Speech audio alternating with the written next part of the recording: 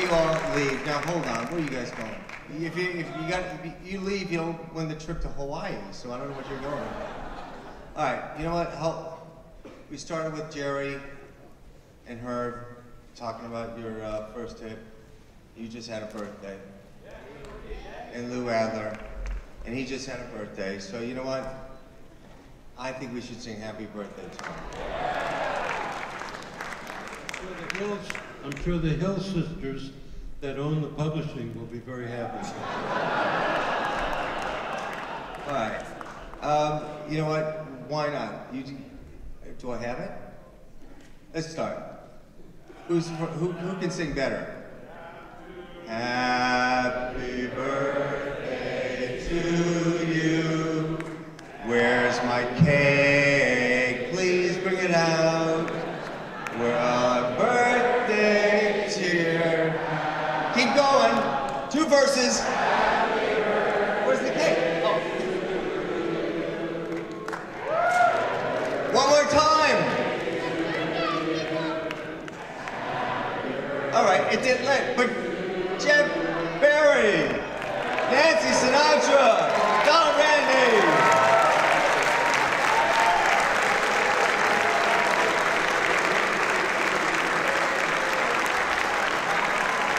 Oh, there go the candles. Just bring the chairs up. Oh, we'll try one more time. All right, you know what? That's a stun gun. There we go. Now you see. Take 2. All right, that's enough. I don't think we got insurance. Don't want these guys to get hurt. All right, so let's bring the, he said earlier, I thought Nancy was coming. All right, we got a couple chairs for these folks? Make a wish. Good. There we go. Cheers.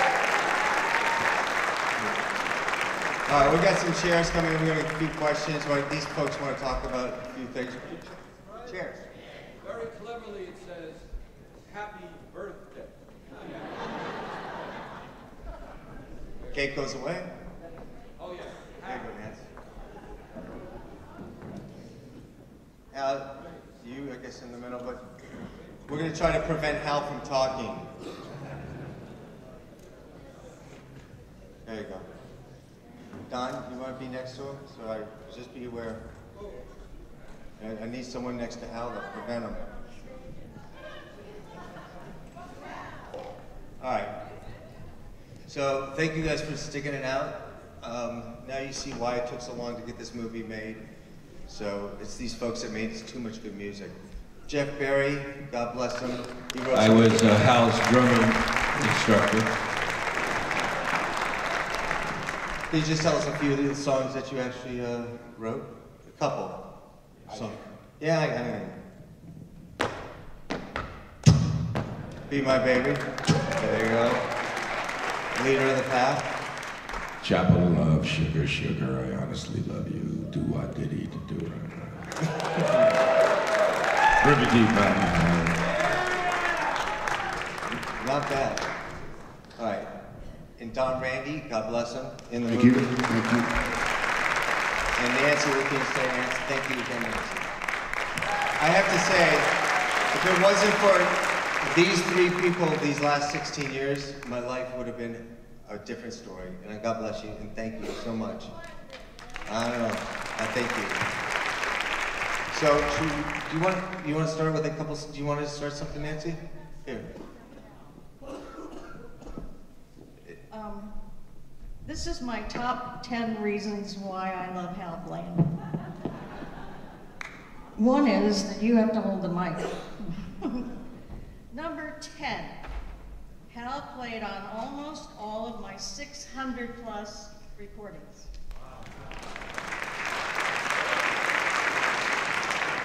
Number 9, he played on all of my 570 recordings that didn't chart.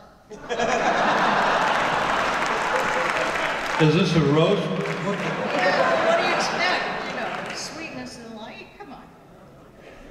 Top 10 reasons why I love Hal Blaine. Number 8, you should be doing drum rolls. He should be holding the mic. Number 8, He played on or in all of my TV specials. Number 7, we slept together in hotels around the world. Well, not actually in the same room. Number 6, he takes me to the world's worst restaurants. You know that's true, right, Don? Number 5, he can boldly yell. I have to control this mic this time. No, just once. He can boldly yell from the back of the bandstand, "Will somebody give the drummer a light?" during the show. Truth, right? You've done that. I think I probably have. Yes. Number 4, the legendary Belsky diamond. Though I was never privileged to wear it, it was worn by many.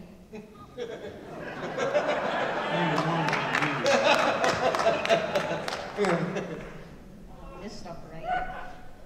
Top 10 reasons I love Hal Blaine.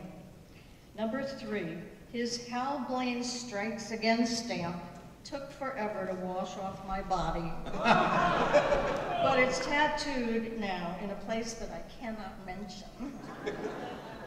Number 2.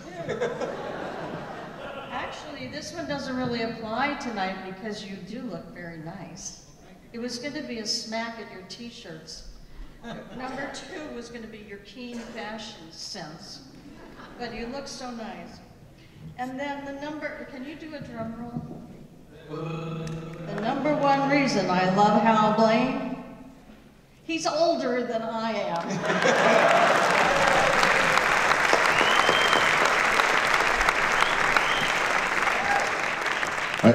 I think this would be a good time for me to tell a story, because it's actually because of Nancy that the story came about. In 1968, we were on tour with Nancy Sinatra, an older guy by the name of Frank Sinatra, Dean Martin, and Sammy Davis Jr., campaigning for Hubert Humphrey. And we were in Minneapolis, St. Paul. We were there on a Sunday. And Sunday in Minneapolis is blue law, so everything shuts down and all the restaurants close early. We did our show and we got back. It was about 10:15 and everything was closed, including the room service in our hotel.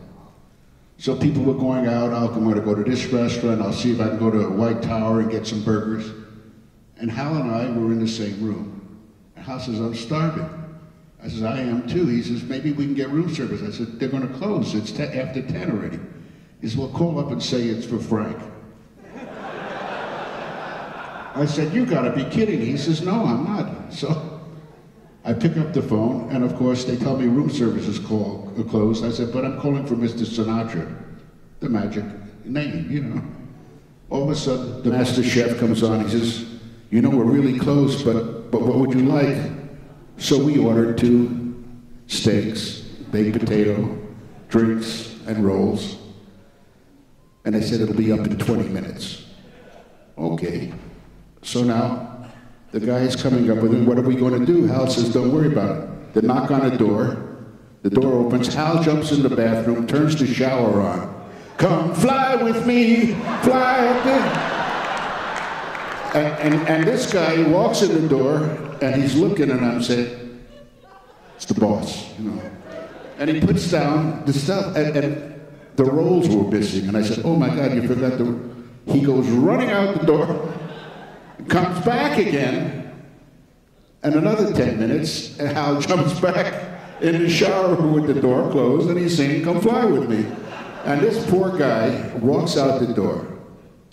And we had a good laugh, and we had a good dinner. So Hal says, "You know what? We have to put the trays out in front of our room so that when everybody comes back, they're going to see our empty trays out there, and they're going to wait, how the hell did they get to eat and nobody got anything?" And that's a God's honest true story that we pulled off.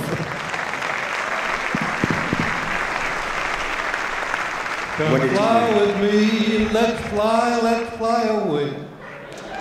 Oh yeah. So Jeff, when did you meet Hal? Do you remember his first? That would have been in the mid-'60s with Phil. Actually, you know, I was walking around with Lou Adler and saw the crowd. Somebody handed me a cake. This was 2 hours ago. I've been holding this cake. So, no, I have only one thing on my list, Nancy, besides all the hits he's played on. It still comes down to, for me. It's probably the most copied. Every drummer in the world that ever works always wants to be able to play that. And it's not the hardest thing in the world to play, but to play it in time is the key. So, you know what? Tell how many of these people don't know what other song you used the same beat on. Tell them. The same beat that you used on another song. Well, that bam, I actually did that on your father's record of Strangers in the Night. And it was Strangers in the Night. Ba, ba, ba, ba, ba. So help me God, that's exactly what I did. So you got your money's worth. It was a #1 hit. It brought him right out of the doldrums, so to speak. Is that right? He never said a word. Your dad hated it? Hated Strangers in the Night? No, he hated. Oh.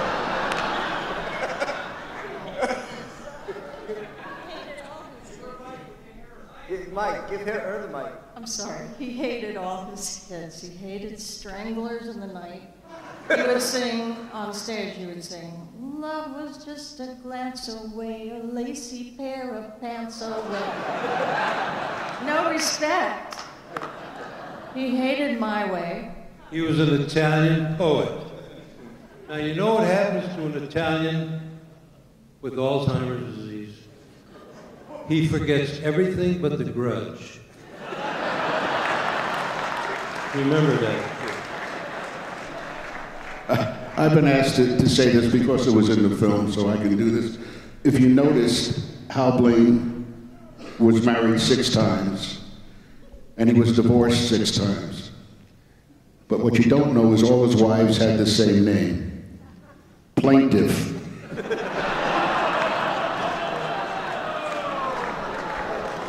Thank you, Johnny Carson. All right, should we take a few questions? All right, first question out. Come on. Yes. For now, what was the most challenging record you ever played on? And if you have a personal favorite, what was your favorite record you ever played on? Well, I don't think I actually had a particular favorite. It's like, you know, someone asking you, well, who's your favorite child? You love them all. I mean, every record I ever did, hit, miss, never released, whatever. I really loved doing the record at the time, and I've always just loved making music, and music has been a part of my life, all of my life, and music has always really been my first wife, so to speak, because when a woman comes along after you've been playing for 10, 12, 15 years, and they don't understand that they will always be second fiddle. That's a musical expression. In an orchestra, second fiddle. Nothing bad, nothing terrible about it. It's just that you've been married to your drums for so many years, or whatever your instrument is. You know, one of the things that we used to do once in a while, we would do these wonderful symphony shows with Mason Williams. And the symphony players didn't know who we were. And when they would see us coming in for a rehearsal in Levi's, T-shirts, and they would all be around us and say, who the hell are these guys? And I'm talking about the Boston Symphony, the LA Phil, all of them. They'd be standing around, they didn't know who we were, anything about records or studios. But then when a conductor would say something about, you probably don't know these folks, but they're so-and-so and so-and-so, and we're all, you know, they didn't know we were all were graduates of music academies and on and on and on and on. And so comedy is my life, and my life has been one big joke, let's face it. So one of the things I used to love to do, I would say, I would be talking, and when they found out who we were, they were around us like flies. How do you get in the studios? God, I'd love to get in the studios. And they were like, all of a sudden, they became your best friends. And I said, you know, it's a strange thing that here we are in Oklahoma City. I was reading the paper today. I guess there was some kind of a survey or something about symphony musicians. And I guess they found out that in the symphonies, the French horn players had the most divorces. And they're all saying, I wonder why. And I said, well, it turns out that every time a French horn player kisses his wife, he shoves his fist up her ass. And before you know it, all of a sudden there's a divorce. I never did that. Drummers don't do that. Quick, take the mic from him, please. This is why we don't let him watch the film. I got a question for Jeff.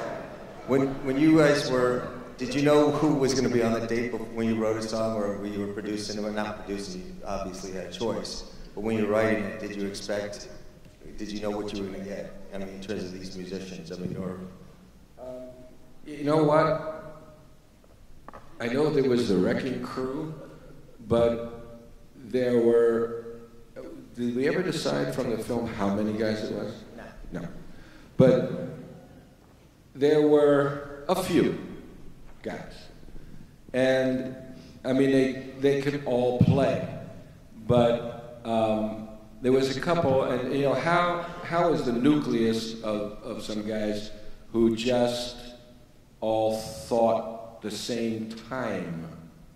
I mean, time is more than a metronome. And I would bet that, you know, you guys and even Carol, you go 1, 2, 3, 4, 2, 2, 3, 4, and walk away. Go around the block and come back, and they'd be right on the beat. There was a pretty big. I cut most of my records in New York, and I actually had to ask the best drummer in New York to get up, and I sat down and played it. And he leaned on the gobo and watched me do this. He said, "That's so wrong, but it's what it had to be." And these guys could play what had to be. And as a producer, it's like you know it when it's right, and it shouldn't take 77 takes. Actually. These guys, literally, you could go in and cut a song an hour with a chord sheet. Simple as that. And we did, many, many times. Absolutely.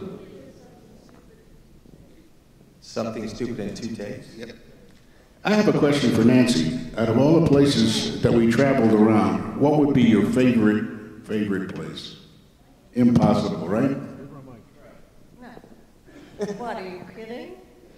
Oh, I don't know. I'm stupid. I don't know the answer to that.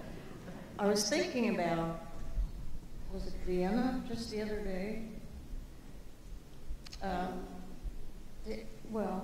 Just everywhere. The brilliance, the great gift of being in music is that you can see the world and bring your particular music to the rest of the world. When do you have Hal Blaine holding a microphone for you? I mean, it's really something. Do you charge for this? You've got to love Hoboken. Yeah. We played in Hoboken, and we played in Milwaukee at a cheese festival. I mean, we do all the great stuff. And I was trying to remember when I saw Tommy in the movie again. Reminded me of when I met you, which was when you were the road manager for Tommy. And you would do all the driving and stuff. And we drove... Talk about Tommy Sands. Tommy Sands. We drove all the way from LA to Vancouver once. Do you remember that? No. I don't remember anything. Yeah, you do. I don't remember what I had for breakfast. He really did everything. It was just great. I gotta say something. You talk about going and traveling around the world. I've seen this film in so many different languages. I saw it in Barcelona. I saw it in Israel. I saw it in England and Scotland. They have a different language. But what's amazing is watching this film with all around the world and realize this is America's greatest export, was this music you guys created. Is, you know, and it's actually the best invasion we've made since Normandy. But it's, the British invasion had nothing on us. I mean, the American invasion, I mean, and you realize what you guys spread around the world. I watch it and the people are lip syncing and they can't speak English, but that's it. You know, I've said many times, I'm sorry, I've said many times that with us working in the studios, we were, let's face it, you know, half a dozen people that were working in clubs. We were lucky to be working because we loved to play, and we were lucky if we were making $100 a week. It was usually a little less, maybe a little bit more. But all of a sudden, through a series of events, we fell into the studios, and we're making $1,000 a day. How could you not love that, what you're doing? I mean, absolutely loved it. So, but I've always felt that I am an accompanist. I'm not a Buddy Rich. I could never, ever be a Buddy Rich. You know, he was the master. And what I did, I was an accompanist. And I learned that very quickly in life. And I was very fortunate to work with people like yourself. And where I was an accompanist to people. All those people on Capitol that I worked with, I was an accompanist. I disagree with you because you were much more than an accompanist, and so was Don. Well, you looking for a fight now, or what the hell is it? Yeah, look at him. Who's your favorite drummer of all times? You know, it's very hard to say because I learned a little something going all the way back to Baby Dodds, who was one of the first guys. Sonny Payne, one of my dear friends. I was with the Basie band, and Sonny, unfortunately, couldn't make it for that week, 10 days, and it was the greatest thrill of my life.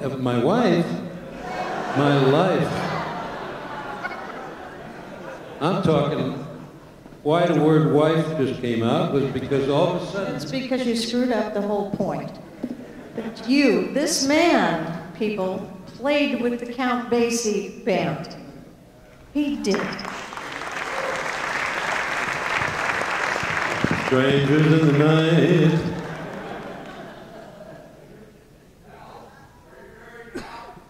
Are you married now? Hal? This guy wants to marry you, I think. He's married to a French horn player.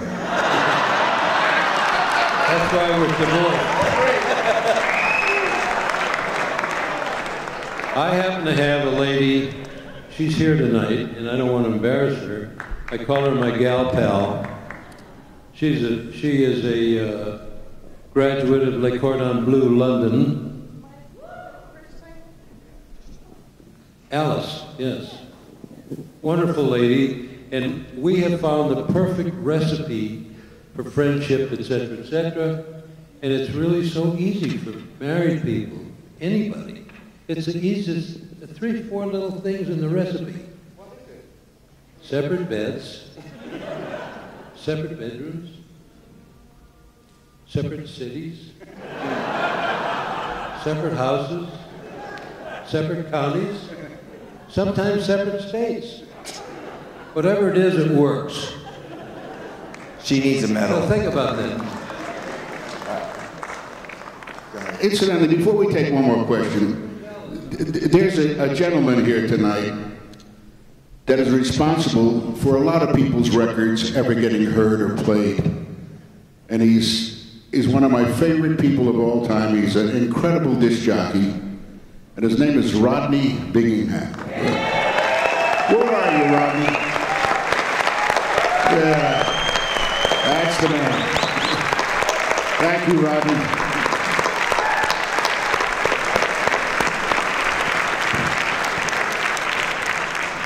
Rodney, good to see you.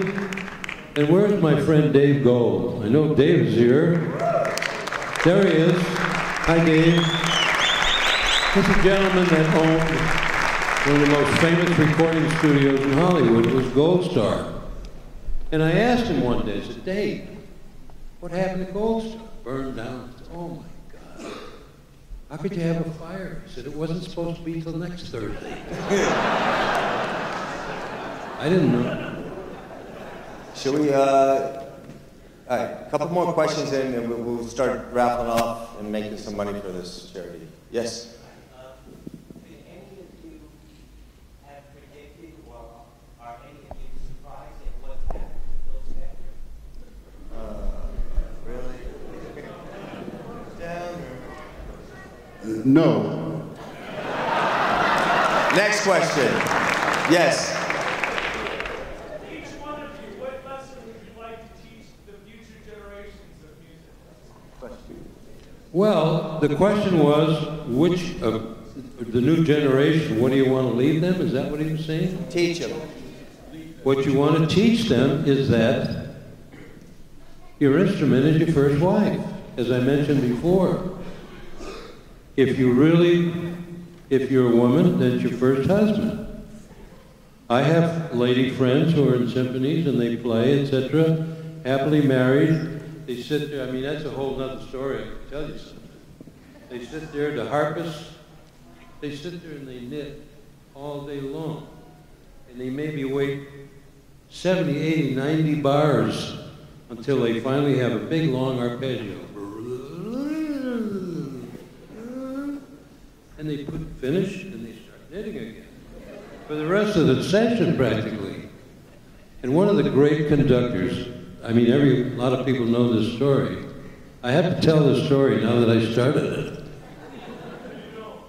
We were at Paramount Pictures, and this wonderful lady, oh God, what was her name? I just forgot her name. She was one of the great harpists in Hollywood. She was on everything. Gail Levant. No, not Gail Levant. This is long before, no, this is long before any of them. She was at Paramount, she was at Warner's, she did all the movies and all the great stuff. And there was the conductor happened to live 2-3 houses up from me. His name was Jerry Fielding. And he was a very intense conductor. And he swore like a sailor. And he came out one time and he said, listen, you son of a bitches, I've been working all weekend on this stuff, and I wrote a piece here, and I want to hear every note exactly how you played this goddamn music. And he looked over at her. Oh, God, what was her name? I'm so sorry, I've forgotten her name. What was the question? It was so funny. He said, Marion, at bar 163, there's a very important arpeggio there. Be sure and play all the notes, really, really staccato. She waved to him, and they played the music, and he conducted, and he was sweating. He was known for this, always had a towel around his head. And it was going and on and on and on and on. They came to that part. She put down her knitting, she picked it up, started knitting again. The music finished, and Jerry was wiping his face. Very intense man. And he said, that was really good. You guys played everything just right. And he said, on the harp, Marion, did you play every note? And she never looked up. She was knitting. She said, every fucking one.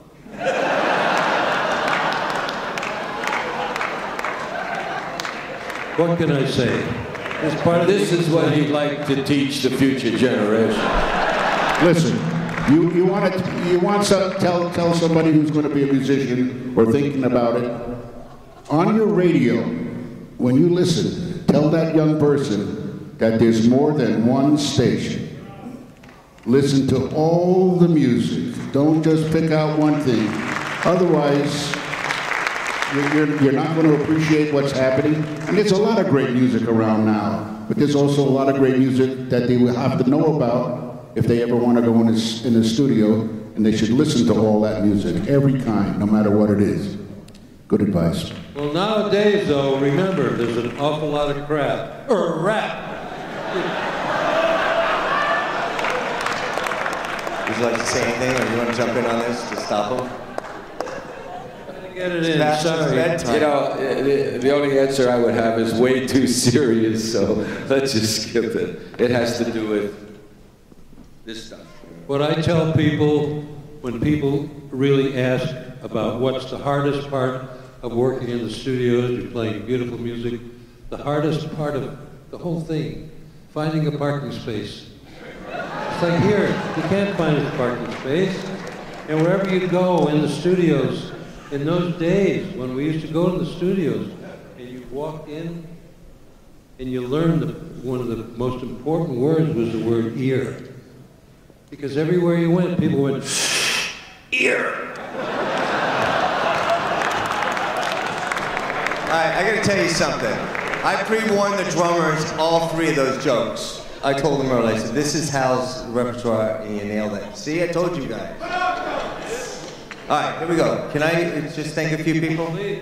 All right, as you guys know, this film, this is probably one of the highlights of 16 years, and I can't thank you enough, Nancy, and Hal, and Don, and Jared. Thank you so much, and Jeff, and everybody.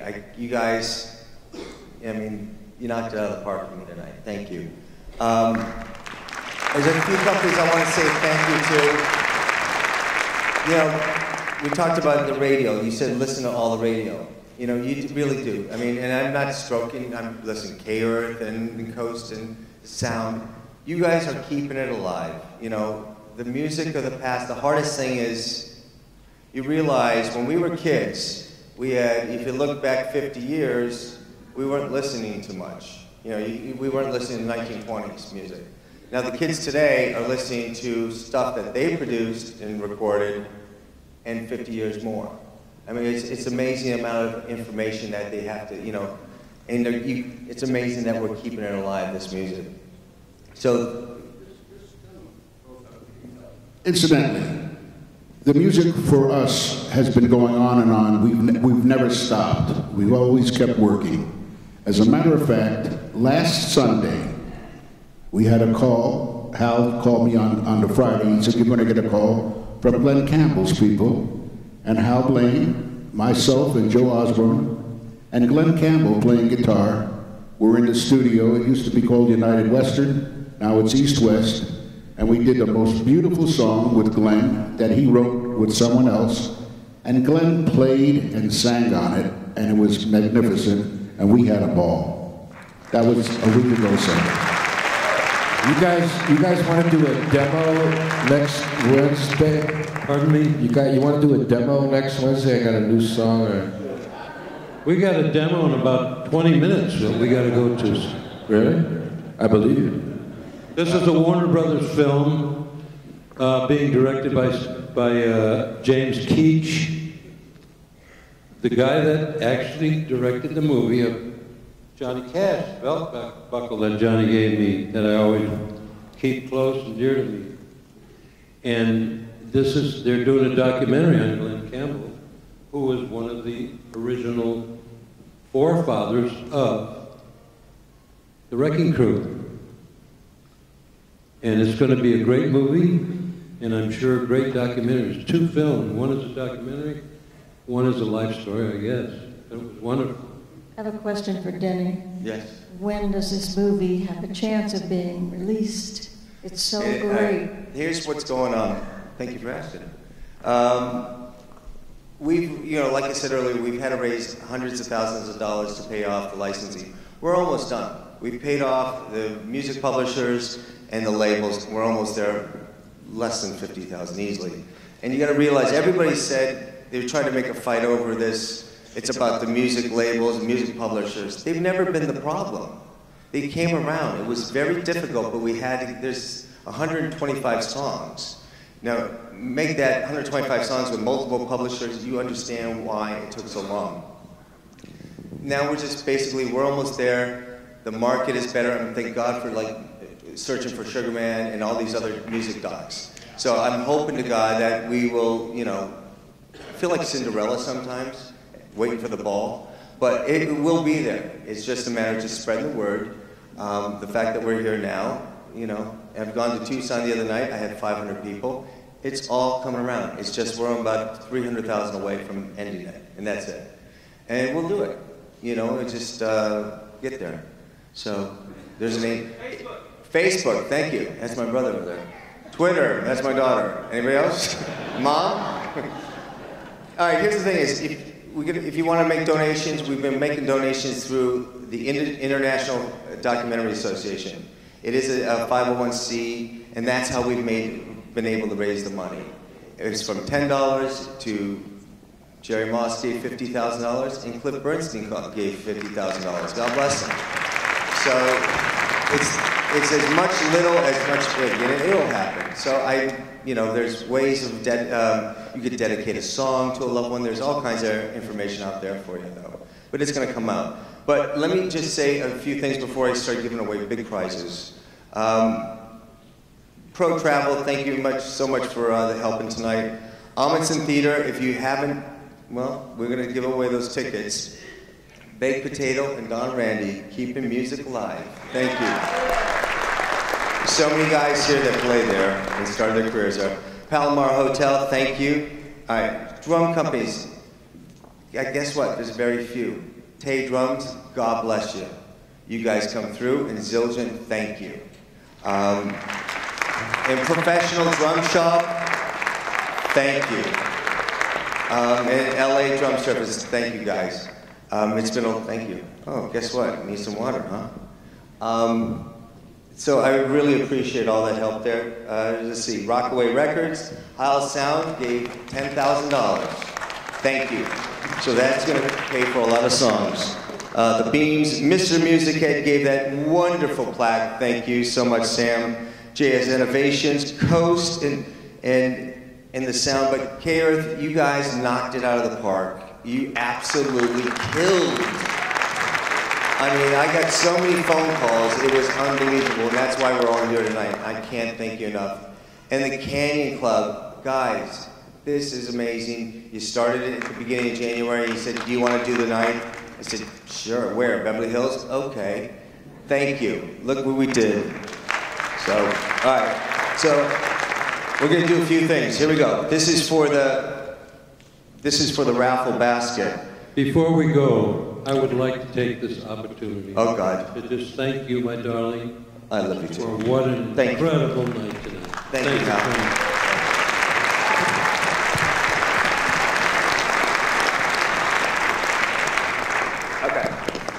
Let's start with put the pressure on.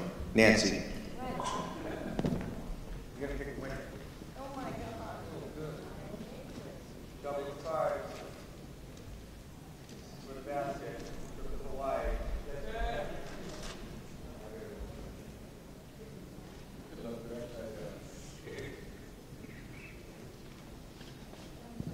Don't I tell you? It's face! It's a guitar player. Deidre, are you here, Deidre? Deidre, are you here? Did you leave? Oh, Deidre, you would have won big. Deidre, one of the greatest Les Paul guitars, my God. Never leave early, Deidre. All right, next time. It's a piano player. They can't read it. Lydia. Lydia, are you here? She's with Deirdre. Oh, poor Lydia. Okay. Mr. Barry. I'm gonna pick someone who's here. Jeff Barry. No. Cynthia Glass. Cynthia Glass? Don't let me down, Cynthia. Broken glass. You don't look anything like a Cynthia. You coming down? You're just coming down for Cynthia? All right, well, you don't have to come all this way unless you want to because the prize is back there, but we'll give it to you. But come on down anyway. All right, well, he wins the basket. All right, here we go. Cynthia. Cynthia gets the... All right. Here we go, kids. This is for the Voyage Guitar. Let me tell you about Voyage Guitar. If you guys didn't see it, it's a wonderful guitar company. It's a guitar that you can travel with. I actually encouraged a guitar player friend of mine who went to Mount Kilimanjaro and took it up to the top of Mount Kilimanjaro for a benefit. He raised some money for some kids. And so I can tell you right now, it can go around the world. All right, let's see. Where do we start? Let's go with Hal. Start with the drum. Tay for a snare drum.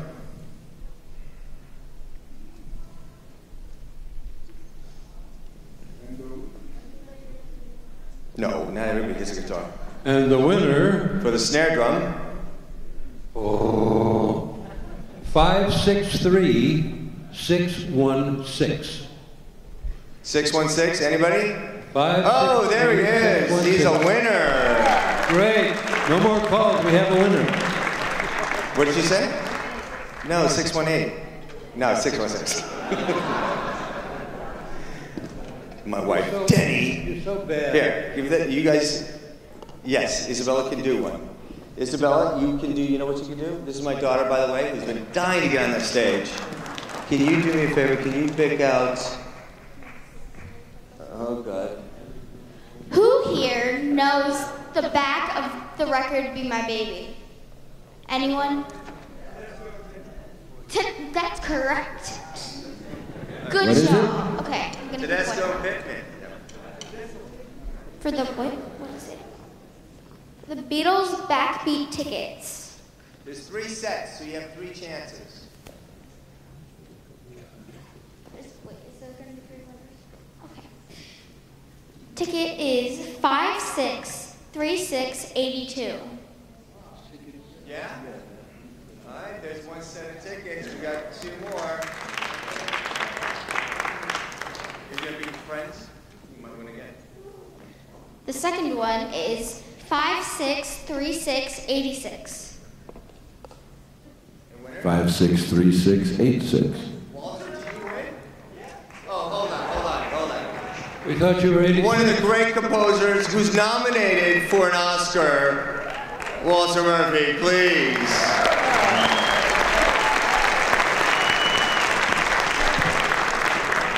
Yeah, it's a fix. Check it, Damon. You want the job, Damon, right? All right, and the